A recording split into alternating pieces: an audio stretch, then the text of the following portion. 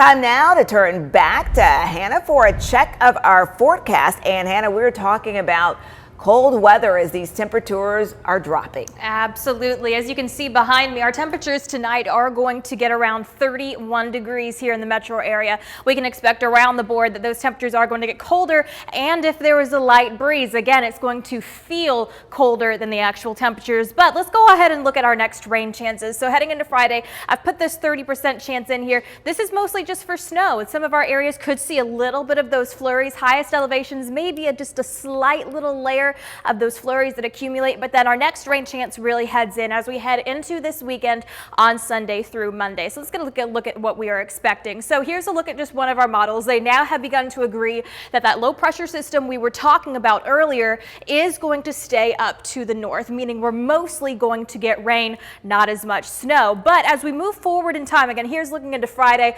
Again, it went by kind of quickly, but we could see a couple of flurries working into the area tomorrow, most likely staying over by the state line into North Carolina. But as we head through Sunday, that's when we start to see this line of rain work its way through with a little bit of a wintry mix through middle Tennessee. By the time it works into our area, again, mostly rain, but a little bit of that wintry mix could be in there, which means that some areas might see a light glazing of ice before we see mostly rain. Now, again, this is going to be brief, but still, if you get caught in that, that could cause a little bit of issues with roadways and driving. So just keep that in mind. Not long lasting. Mostly going to be that heavy rain that we see as we head into your Monday, and on the tail side of that, then we could see a little bit of snow also work its way through. Again, probably not going to accumulate too much, but that blue is there on the map. You can see it as it works its way through as we head into the rest of that Monday into the Monday evening.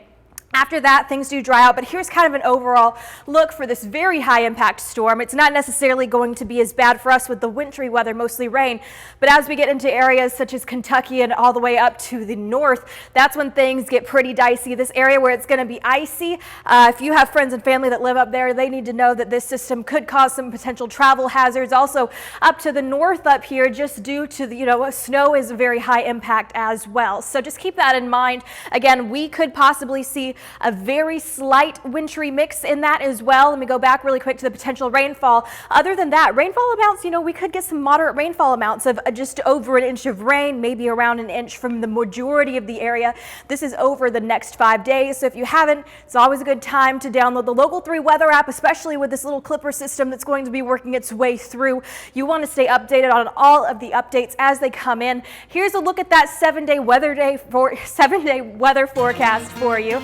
Again, maybe we might see some flurries. Some of it might stick just a little bit like a thin layer on those highest elevations as we head into your Saturday, staying dry, but temperatures getting down into the 20s. Again, that cold weather shelter will be open most likely through the week as those temperatures dip into the night. And we are watching that system, which could bring us some substantial rain and also a slight wintry mix, which could make travel conditions slightly hazardous while it's there.